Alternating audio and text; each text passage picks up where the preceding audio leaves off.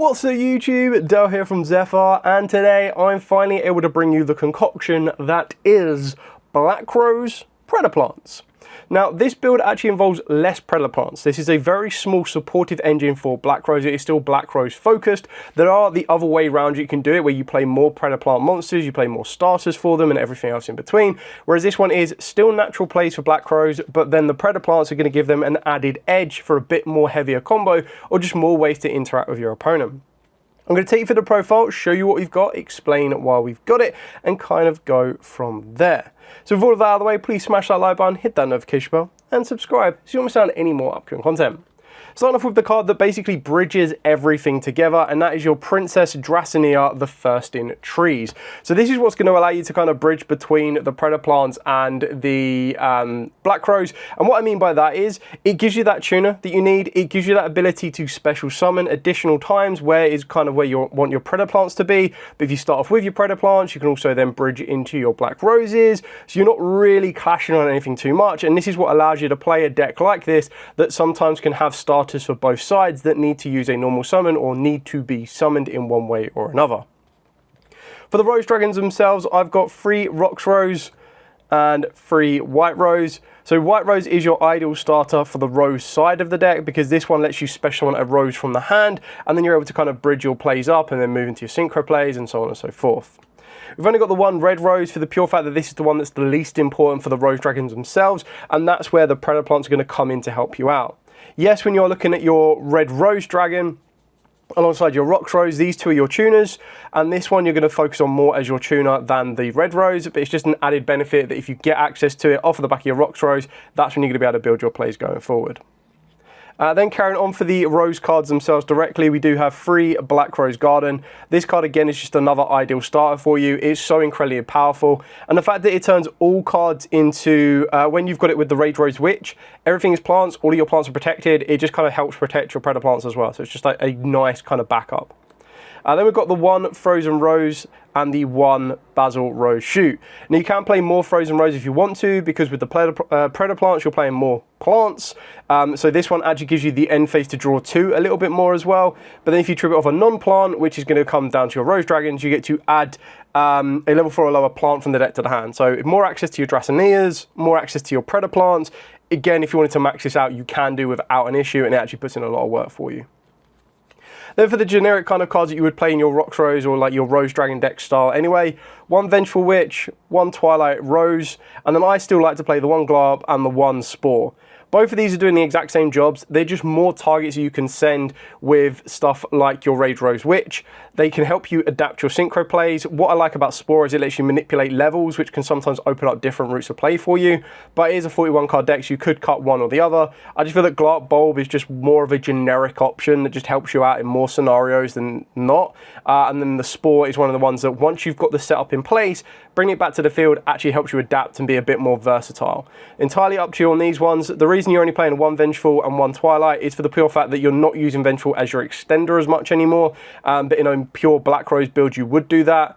I also advise you to use Supe and Duskwalker in the pure build as well, because that just gives you another extension to the field while also using a discard, and just helps you turbo out Red Rose Witch, which is kind of something we're not going to be doing so much in this build because it does lock you into Synchros. So you want to go through your Predaplant plays first and then move into kind of like your Red Rose Witch and everything else in between. Speaking of the Predaplants, what cards do we play in the minimized engine? So in the minimized engine, we are playing 3 Longophidia. The idea behind this card, and I'll read the Predaplants out because they are the newer ones, additions to the deck. So this is your level 1 tuner, and if it is normal or special, you get to add a Predap card from the deck to the hand, except itself. You can banish this card from the graveyard and then activate one of these effects. Place a Predap counter on a face-up monster on the field, which is actually quite important sometimes because it does manipulate level. They are level 2 or higher, they become level 1.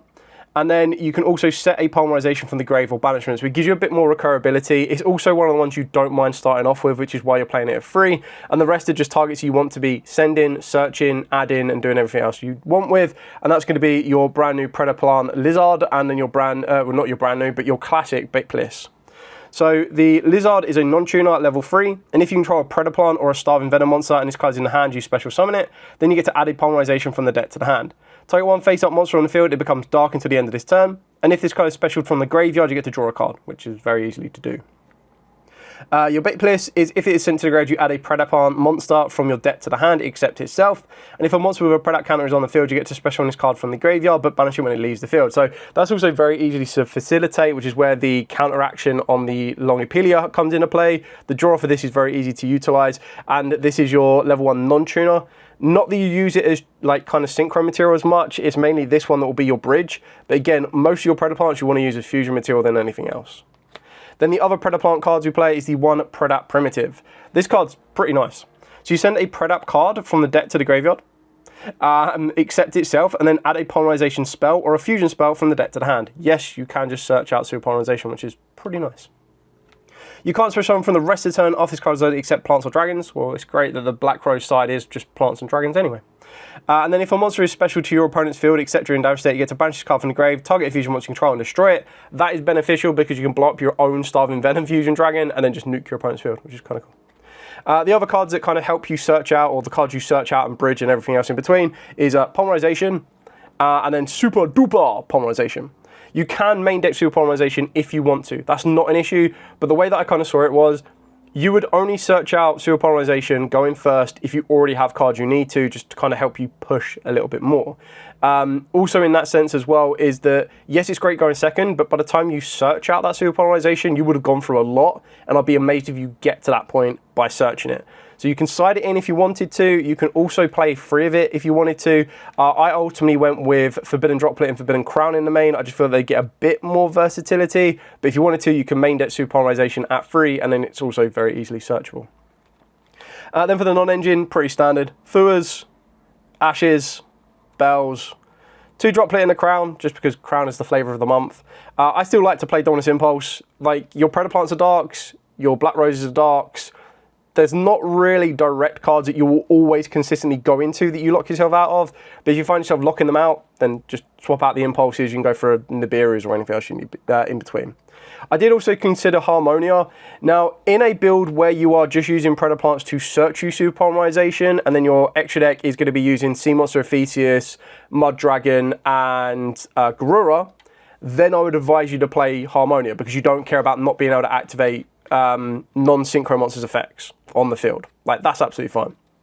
But because in this one I actually do want to be activating our Predaplant fusion monsters, which I'm about to show you in the form of Dracus Depelia, Starving Venom, and Ambo, because you actually want to activate these effects, you can't really afford Harmonia. The fact that these are all die, it doesn't clash with Dominus Impulse, so give and take. So your Dracus Depelia is your quick effect, put a Predapt counter on a card, negate its effects, reduce its level. Your Ambo on fusion lets you add a Predaplant monster or a Predapt spell or trap from the deck or grave, or even your face-up extra deck back to the hand. Target a monster you control with a Predapt counter on it, or a monster you control and tribute it. And if you do, special on a Predapt monster from your deck. So that's actually quite nice, you can tribute off your opponent's monsters. Starving Venom is just the boss of Starving Venom as well.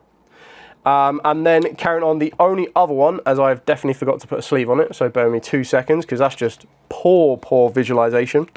The one that bridges the two, because it's a synchro monster as well, is your Predaplant Bao Tia. So if this card is synchro zoned, you get to special summon a Predaplant or a Starving Venom monster from the face-up extra deck or grave. If a monster is special summoned to your opponent's field, except during damage step, you get to banish a Polymerization and this card from the grave, fusion summon a fusion monster from the extra deck using monster from the hand or field. This is actually quite nice because you want to lean into Predaplants a little bit more. This can actually help you get up into I believe it's like Greedy Starving Venom. You can also get into the big Starving Venom monster, and apologies, the name escapes me off the top of my head, but the one that becomes an Omni Negate while there's Predapt counters on the field. But usually you're going to use this as a level 4 tuner, but you can also use it as just fusion material to work you into Dracus Depelia or Ambo or anything else. Then for the other synchro monsters, we're going to be going for, and I'm pretty sure I've messed up the levels on these ones, so I do apologise. So you've got your Lyrillus Lily Reaper. This is basically one of your sending targets off of the back alongside your Garden Rose Maiden of your Rage Rose Witch. You can see you've got your Aggressor, you've got your Defender. You can make this be 2 Garden Rose Maidens if you wanted to. This can also be a flex spot. It's entirely up to you. For the 7s, I've got the Zarlan. It just kind of is the generic 7 right now, that as long as you have a card to chain to it, Dracus Depelia, you can always make sure you can get double negates out of the benefit of your card effects. Then we've got the 1 Black Rose Dragon, and then we're backing this up with 2 of the Bramble Rose. So this is the Black Rose card that allows you to bridge your Predaplants, because this one lets you, during the main phase quick effect, tribute this card, special on a Black Rose Dragon from the extra deck, but you can also banish it from the graveyard to special on a level 4 or lower plant tuner from the graveyard. So that's how you can get into the Longophilia, and then the Longophilia searches and does everything it needs to. So it's another way that Rage Rose Witch can send the Longophilia from deck to grave, and then you're good to rock and roll. For the other 7s, I've got the 1 Pelinius, the Empress of Blossoms, and then for our higher end monsters, we've got the 1 Crystal Wing Synchro Dragon, and then a Ruddy Rose and a Bestial Disbadder. You can change up your higher levels. You do have access to FA Dawn Dragster if you want to, but remember you lock yourself into plants and dragons sometimes, so you need to be a little bit careful. You've got Gen X as well that you could utilize, and then on top of that as well, and I've probably misplaced it again because they're kind of all in all together, is you can also consider, Starving Venom Wing Dragon. Now, to make this card, you need a fusion monster and then a clear wing monster. So that's when you need to adapt your plays a little bit more, and you'd actually play clear wing Synchro Dragon, and you could actually make this guy if you wanted to. But like I said, this one, I wanted it to be more focused on Black Rose, because that's just the playstyle that I know and the playstyle that I prefer more than Predaplants. But you can very easily shift them up and do it a different way as well. So I like Black Rose. It's one of my favorite 5Ds era kind of decks. But then to be fair, I think 5Ds is, apart from growing up during the original series, once I discovered 5Ds, I like the synchro mechanic. I think it could be very, very awkward to do in some scenarios, but I actually like it. And the bridges that we got with the Predaplant monsters right now is actually really fun, because the fact that they let you bridge into your Black Rose monsters as well, like your Synchros now, it's not just all about fusion lock-in. I actually really like the balance that they make. So anyway, hopefully this gives you a bit of an idea on this build. You can adapt it to Genesis if you want to go down that route as well. If you are going to adapt it to Genesis, what you do is you start taking out some of the higher cost cards. More so, you'll be looking at cards like Glow Up Bulb, take that out. Your non-engine becomes a little bit more flexible, because you'd have to get rid of Ash Blossoms. You could keep impulses, but you can get rid of those. You'd probably swap those out, and that's where your Super Polarization would come into play, and you'd main deck those.